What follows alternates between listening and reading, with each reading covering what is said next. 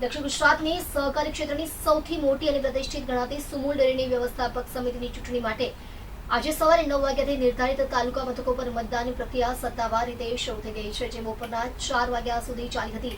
સવારથી જ તમામ મથકો પર ભારે ચહેલ પહેલ જોવા મળી રહી છે અને સહકારી ક્ષેત્રના અગ્રણીઓ પોતાના મતાધિકારનો ઉપયોગ કરવા માટે ઉત્સાહભેર લાઈનોમાં ઉભા રહ્યા હતા। સુમુલ ડેરીની કુલ 16 બેઠકોમાંથી 7 બેઠકો બિનહરીફ થઈ ગયા બાદ હવે બાકીની 9 બેઠકો માટે આજે ચૂંટણી યોજાઈ રહી છે।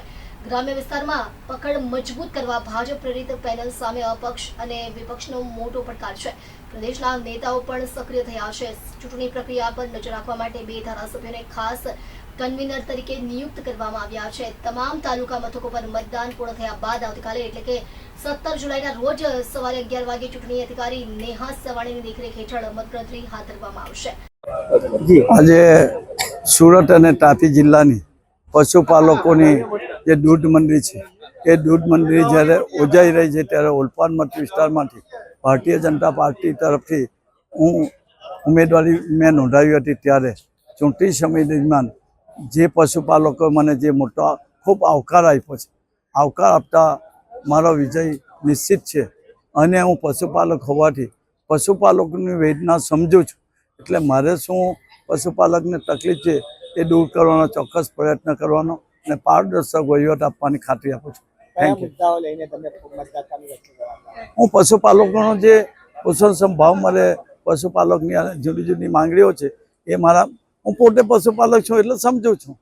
મુકેશભાઈ, સુમુલ ડેરીની અંદર ટોટલ 16 સીટ પર ઇલેક્શન હતું। એમાંથી 7 સીટ ભારતીય જનતા પાર્ટીની બિનહરીફ થઈ છે। આજે 9 સીટોની ઉપર ઇલેક્શન હતું। આજે ઓલપાડ ઝોનનું ઇલેક્શન સુમુલ ડેરીના કેમ્પસમાં હતું। 100% મતદાન થઈ ગયું છે અને 9 સીટની ઉપર ભારતીય જનતા પાર્ટીના ઉમેદવારો વિજય થવાના છે। તમામ બેઠકો ભારતીય જનતા પાર્ટી જીતી ગઈ છે સર, કેવા પ્રકારનું પશુપાલકોને આજે મતદાન થયું છે, એનું રિઝલ્ટ 17 તારીખે આવશે। 16 બેઠક ભારતીય જનતા પાર્ટીની આવવાની છે।